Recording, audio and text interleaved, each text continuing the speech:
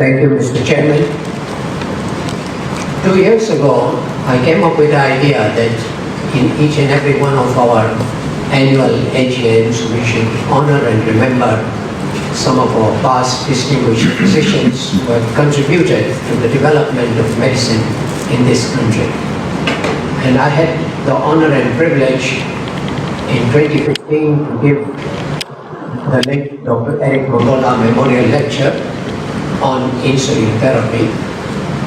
And this time again, I thought that we should once again remember Dr. Mngola as the father of diabetes in Kenya, and that we should again have a memorial lecture to honor his memory. I was wondering what I should speak about, and then I thought we should talk about glucose transporters. Maybe a little bit of a dull topic, it's a little bit more of biochemical topic, but I think it will be of great importance in furthering our understanding of diabetes, and it will also contribute a lot to making diabetes an understandable disease, which for a long time has been very difficult to fully understand some of its implications. Now, Dr. Mngola, this is his picture. Many of you, I'm sure, remember him, of those who are in my generation. I came to Kenya having, of course, been born and brought up in Kenya, but I had gone overseas for my medical education. And when I came back in Kenya in 1977, I met Dr. Mngola because I was posted to his board as a lecturer in medicine at the University of Nairobi. And although he was much older and much more senior, but I found him to be an extremely humble man, very friendly, who immediately became a very great friend, a lifetime friend of mine, and a mentor for me. Now, Dr. Mngola was born in 1933, when Kenya was so very much in the grip of colonialism, when colonialism was still at its height. And we lost him in 2007 when he was 74 years old. This slide simply summarizes a few of his things, which we will come to again in a minute. But just to remind you again that he was born to a farmer and did his primary education in Taita. So you can imagine that he started probably his Standard 1 in 1940, just about when the Second World War was raging in Europe. And he went for secondary education at Kavumo in Nyeri.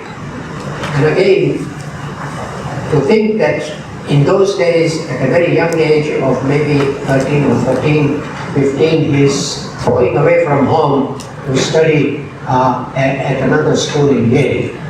And after his high school, when he finished what was in those days Form 4, he worked at Barclays Bank as a clerk for some years, and then he got a scholarship to India in 1956, and he graduated as a doctor in 1962, well before we attained independence.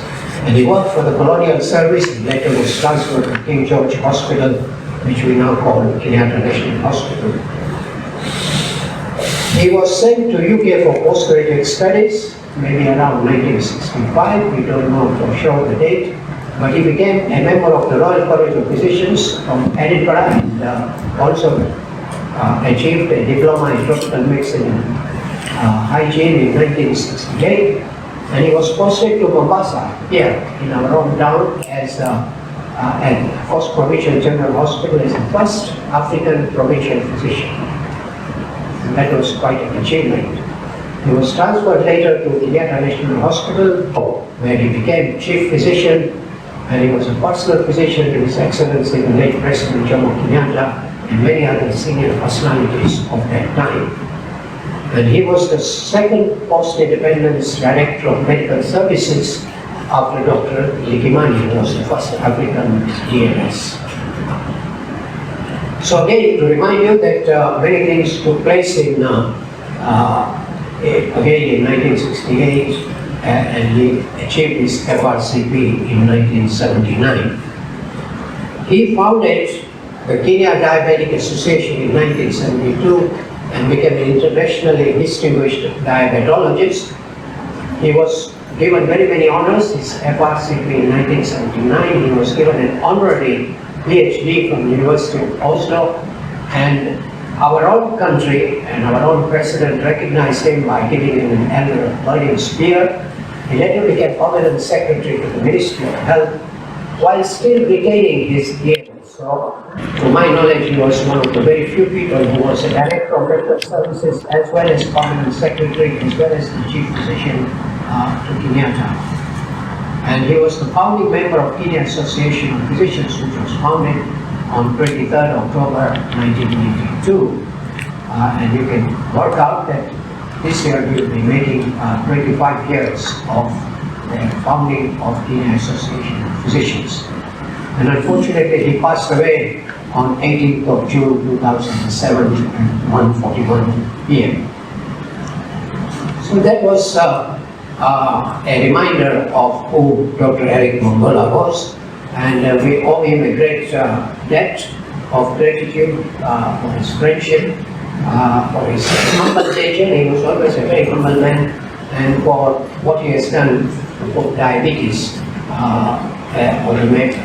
for Africa. So again, we now take up to understanding glucose transporters, and so let's have a look.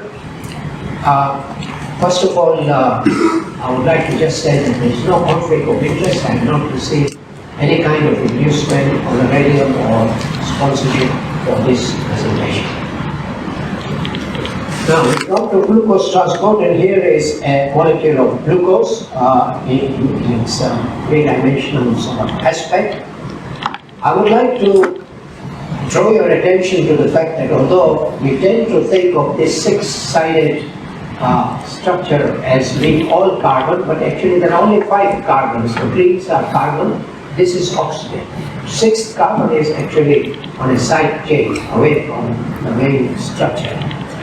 And we often make a mistake of thinking that this is a carbon. It is not, it's an oxygen molecule.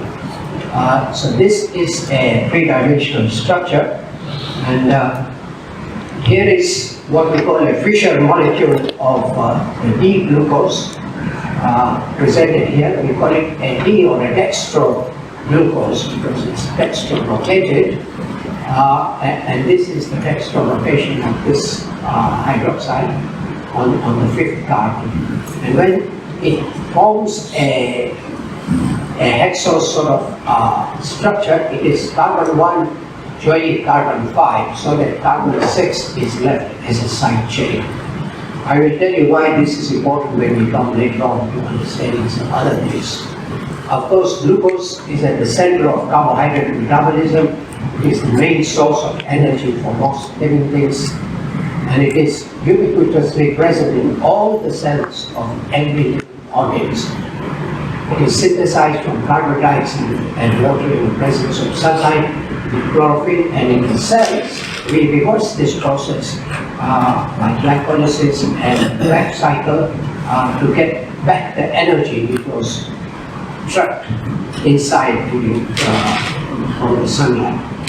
And the D-glucose, or what we call dextrose, dextroglucose has been shortened to dextrose. SE shows that it's a carbohydrate, occurs widely in nature, but L-glucose and D-glucose does not occur very widely in nature.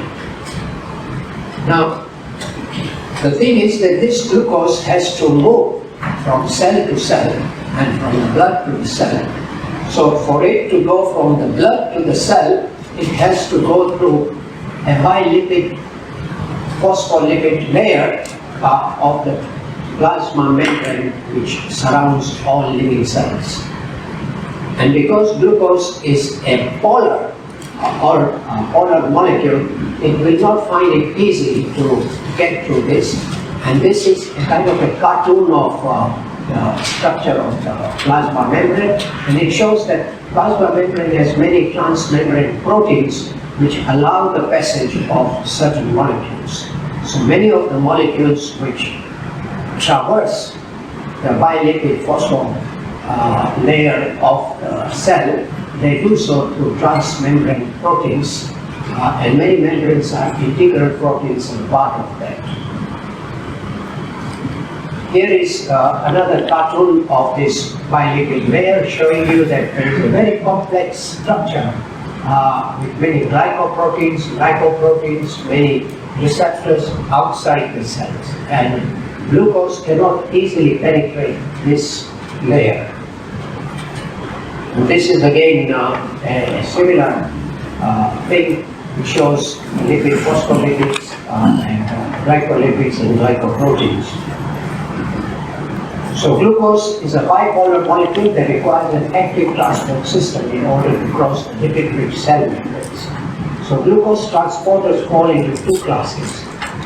When glucose moves from high concentration to low concentration, down the concentration gradient, and this is of course a diffusion, because in diffusion these molecules have kinetic energy and so they move from a high concentration to a low concentration gradient. And when glucose moves from low concentration to high concentration gradient against the gradient, then they will need a pump and they will need expenditure of energy to be able to move that glucose molecule.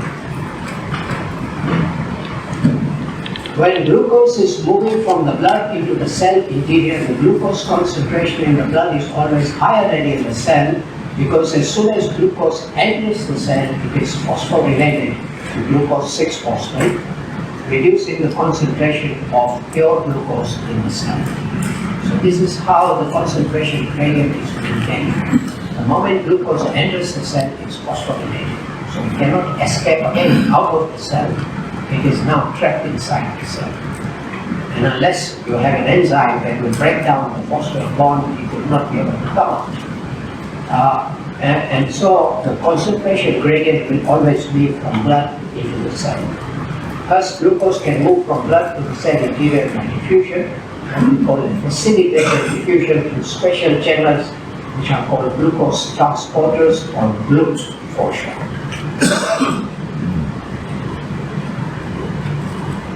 Now, here is a cartoon again of different types of diffusion. Of course, oxygen, carbon dioxide, and other small molecules diffuse through the lipid layer of the plasma membrane. But again, lipid soluble solutes will pass through the plasma membrane. If you are a polar molecule like a glucose or some other proteins, then you need either a unipolar channel like this, which simply transmits glucose, or you can have a lipid insoluble solute like glucose passing through a carrier-mediated facilitated diffusion. What happens is that the glucose binds to the binding site of this carrier protein, then the carrier protein flips onto the other side and releases glucose. And this is how glucose moves through the cell membrane. It binds to a carrier protein on the outside, which then flips and transports it onto the other side. So there's no expenditure of any ATP or any other form of energy. This is again a passive kind of transport which takes place. And here is glucose again moving through a very similar, but just a different type of cartoon. But sometimes you will need an active transport which uses ATP, but this is mainly used. This is an example of sodium-potassium, 3 sodium, 2 potassium pump. See, these H's are for the sodium. This is sodium molecule. This is potassium. So 3 sodium go out, 2 potassium come in. This is the classical 3 sodium, 2 potassium pump, which requires energy. So we look at glucose transporters, and these glucose transporters or GLUTs are integral membrane proteins which can allow diffusion of glucose thousands of times faster than simple diffusion. They are also involved in transport of other hexoses like we have galactose or fructose, all these others will also sometimes be involved in glucose transport. But they allow it to thousands of times, like GLUT1 transfers glucose 50,000 times faster than simple diffusion rate. To meet the different needs of different tissues and to cater for changing glucose levels in the blood, different isoforms of GLUT exist. This is because what happens is different tissues need glucose in a different way. Like neurons must continuously have glucose. If they do not get glucose, neurons will stop working. Similarly, other cells like fat cells may not necessarily need to have glucose, especially when it is in short supply. You don't need to have glucose. So you need different types of glucose carriers. Again, the state of glucose in the blood varies from the time when after feeding we have a very high concentration of glucose in the blood. Again, in the fasting state we have a very low level of glucose. So even in that low level of glucose concentration in the blood, glucose must enter the neurons and enter the blood-brain barrier and enter the neurons. Whereas in the high state, we must quickly remove all the glucose out of the blood. So you need different types of transporter. One transporter alone will not do. And in fact, 14 glucose transporters have been identified based on the genome project, but so far a few of them only have been studied. And these all GLUTs are encoded by the SLC2A genes, which is called the SLC2A family. So there are 14 glucose transporters, simple glucose transporters to allow blood transfer of glucose from blood into the cells. But only a few of these we know, and I'm going to touch on those which are better identified and studied. Now, each of these GLUT contains 12 membrane-spanning helices, and they transport glucose and other hexoses according to a model of alternate conformation, which means that when glucose binds to the membrane, the membrane's conformation changes, it flips over, and the glucose is then transported internally. And no energy is used in the transport. And different GLUTs vary in their tissue specificity as well as their maximum activity at different glucose levels. Which means that there are glucose transporters which will work efficiently when glucose levels in the blood are, say, at 5 millimoles. And there are other transporters which work very efficiently when glucose levels are much higher, more like 8 or 9 millimoles per liter. And here is a proposed structure of glucose transporter 1. You can see the amino group and the carboxyl group both internally, and these are the helices to which somewhere glucose binds, and then this structure flips over to release the glucose to the interior. And here is another cartoon showing the same thing, that the transporter exists in two forms, T1 and T2. The glucose binds to T1, it changes its conformation, it flips over, and the glucose is released inside. As soon as glucose is released inside, it flips over, ready to receive another molecule of glucose. The transporters therefore exist in these two forms.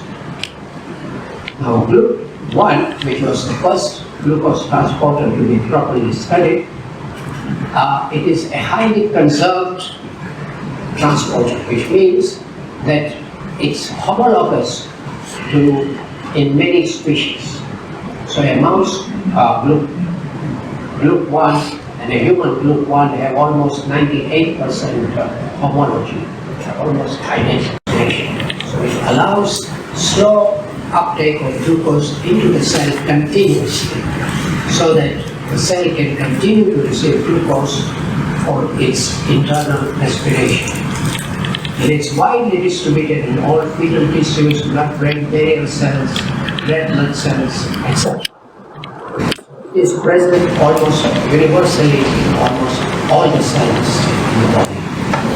And its deficiency leads to a in vivo disease, autosomal dominant disorder in infants, where the children born have convulsions and the CSF has very, very low levels of glucose, because this is the most important glucose transporter to get the blood from the blood-brain barrier cells into the CSF. So the CSF sugar is very low. So obviously the neurons get very little sugar, and these children have microcephaly, they have developmental problems, repeated convulsions.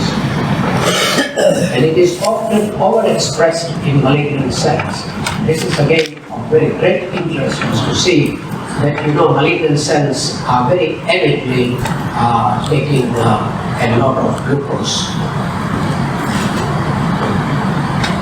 Now, GLUT2 is a two-way transporter, principal transporter in the liver, beta cells in the pancreas, enterocytes in cells lining renal proximal tubules, as well as in the central nervous system.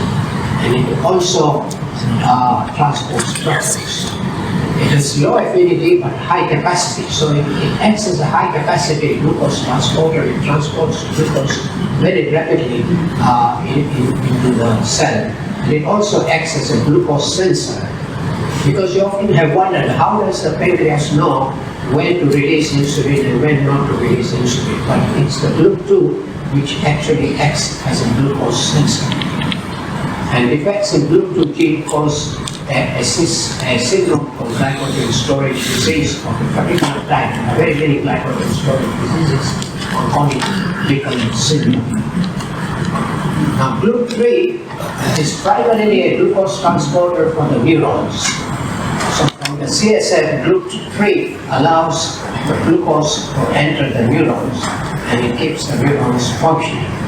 And so it's a high affinity and a very five-fold greater transport capacity. And even when there are low levels of sugar or glucose in the CSF, it still allows transportation across into the neurons. And GLUT4 is the only glucose transporter which is insulin-sensitive glucose transporter. It is the only one of all these many glucose transporters which is controlled by insulin. So all these other glucose transporters have no effect, are not affected by insulin. And it's therefore found in skeletal muscle, cardiac muscle, and in the adipose tissue. Under basal conditions, GLUT4 is sequestered in intracellular vesicles in muscle and fat cells. It is a very amazing arrangement we have. This transporter is not on the membrane, it is inside the cells and vesicles. But when insulin is present and insulin receptors are stimulated, there is a rapid translocation and fusion of this transporter to the plasma membrane. And when insulin levels drop, GLUT4 is once again removed from the plasma membrane and goes back into the intracellular vesicles. And this is best shown here. And what happens is that the glucose transporters, GLUT4 exists inside the vesicles intracellularly. As soon as there is stimulation of insulin receptor, this sets up a cascade of biochemical reactions which now makes this vesicle become infused with the plasma membrane. And so these are present here to allow transport of glucose. But when the insulin drops, these vesicles are again taken back inside. So it's an amazing arrangement. And maybe the insulin resistance that we talk about exists at either the insulin receptor site or with the GLUT4, which then determines how much glucose we transport into the muscle cells and into the adipose tissues.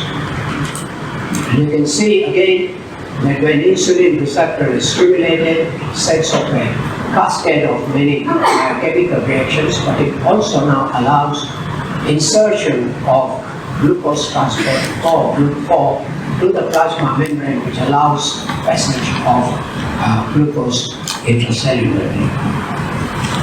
And this is how GLUT2 acts as a sensor, because when GLUT2 allows sugar to come in, it then determines, because there is depolarization, it's voltage-gated calcium channels open and insulin is budded out.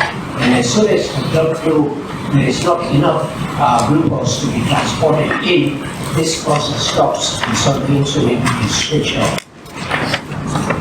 This is a summary of all the glucose transporters I talked about, and here is a more briefer summary. Now, this was when things are moving from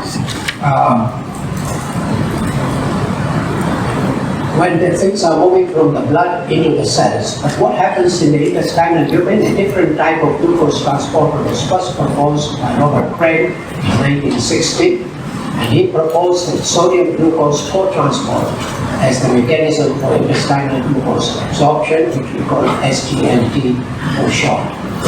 This is a co-transporter because it now requires sodium and glucose to go together. If one of the solutes is not there, this pump or this transporter will not work. And this discovery led directly to the development of oral rehydration therapy for cholera. And oral rehydration therapy has saved lives of millions with cholera and other diarrhea and vomiting diseases. And here is a brief look at Robert Crane. And regarding Robert Crane's discovery, the Lancet wrote in 1978, the discovery that sodium transport and glucose transport are coupled in the small intestine, so that glucose accelerates absorption of solute and water, and is potentially the most important medical advance of this century. Now, during co-transport, sodium and glucose are transported together using the energy of the sodium moving down its electrochemical gradient, with glucose moving against the concentration gradient. And there is no direct energy expenditure, but it needs the operation of the 3-sodium 2-potassium ATP pump on the basolateral membrane, which we talked about. And this is just a cartoon again of showing the sodium and glucose bind together, and when it flips over, the sodium and the glucose can come to the inside of the cell. These are SGLT kinetics again. We will look at this intestinal lumen, where this is the basal surface, this is the internal surface, 2 sodium and glucose combined together, they crossover, and the sodium is then pumped out and glucose moves again through the GLUT2.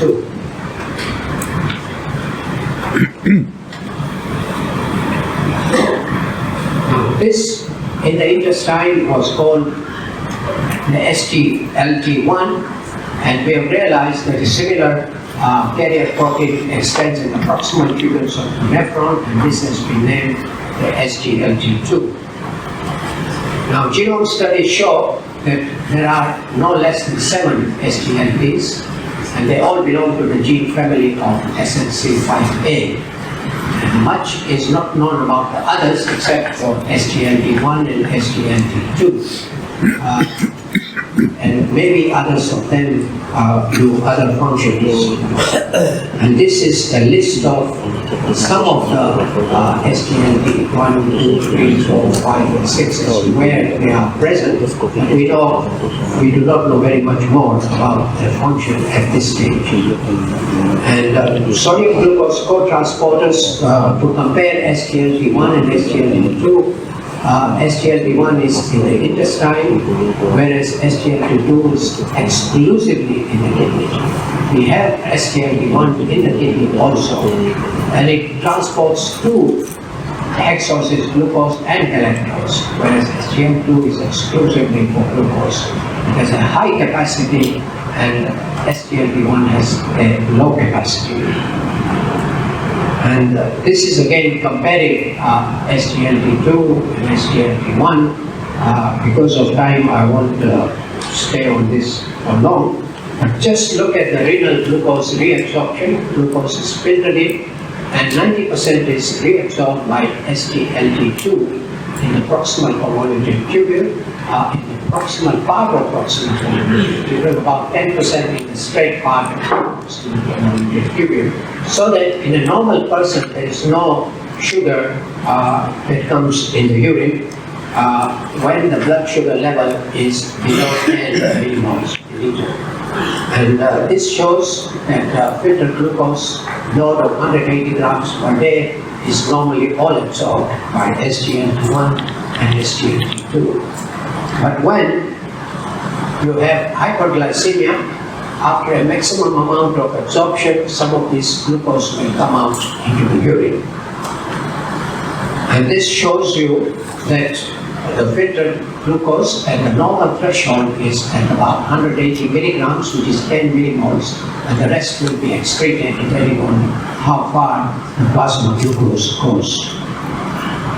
And when you have diabetes, what happens is that actually the renal threshold is raised, and this causes increased reabsorption, so that even when blood glucose is more than 10, often in diabetes, there is very little sugar coming through into the urine. So all the renal glucose control in diabetes is that kidneys have a lot of gluconeogenesis, but also in diabetes there is an increased glucose reabsorption in diabetics compared with normal glycemic individuals, which leads to increase in the blood sugar in the body. And if you look at SGLT2, there is increased SGLT2 levels in a diabetic patient. Now at this stage, one is tempted to think that if you block the SGLT2, you could possibly have some benefits in the treatment of diabetes. But could blocking this important glucose transport have short-term or long-term adverse consequences? What will happen when they get hypoglycemic? So luckily a natural experiment has existed, and this is called familial renal glucosuria. It is an inherited condition whereby there is a mutation in the SGLT2 gene, and you get an defective SGLT2, so it's not able to absorb most of the glucose, and so urinary glucose excretion varies from a few grams to over 125 grams per day. So these people already exist, and yet we see that they have no evidence of renal glomerular or tubular dysfunction. They are usually asymptomatic, only discovered to them hypoxemia when we used to check the urine for glucose, and they have a normal lifespan. The large majority of patients have no clinical manifestations. Both renal histology and renal function are normal. The incidence of diabetes, chronic renal failure, and urinary tract infection are not increased in these patients. But how do you block SGLT2? Luckily, a historical precedence existed, and this is a simple historical that a French chemist had isolated a substance called fluorescein from the bark of apple trees. It's a little white glycoside, and later on a physician had experimented on this and found that when you get this fluorescein, these patients develop glycosuria. And in fact, at one time they wondered whether this is what was causing people to have diabetes. And here is just an example of the person who did it was Dr. Joseph von Mering. You will remember him also because he was the first physician with another physician who showed that total pancreatectomy in dogs induced diabetes. Now, SGLT2 inhibitors, I wanted to just point out to you that fluorescein is the prototype.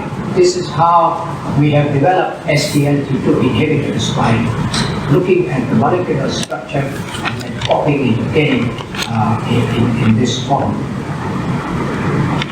And so, once we learn this, SGLT2 inhibitors, a new class of drugs to treat diabetes, was born. And we have a novel treatment strategy for type 2 diabetes. And there are very many now substances already on the market available to block SGLT2. Some are in the process of development. This is again to just remind you that what they do is they reduce the renal threshold from 10 millimoles to about 70 milligrams. And they do a splendid job of correcting, this is a novel physiological defect, reduce HbA1c, they complement actions of other anti-diabetic agents, and these things we'll talk about in the other lectures which will be presented during this conference. And this is just to show that HbA1c is sustained and it can be added on to insulin. It leads to weight loss, and most important, it has shown in this particular very important trial called EMPA-REG that it reduces mortality and cardiovascular adverse events in these patients. This is again EMPA-REG outcome trial. So with these few words, I will say thank you very much. Thank you very much, Dr. Weiss. Well, we're almost reaching the lunch break.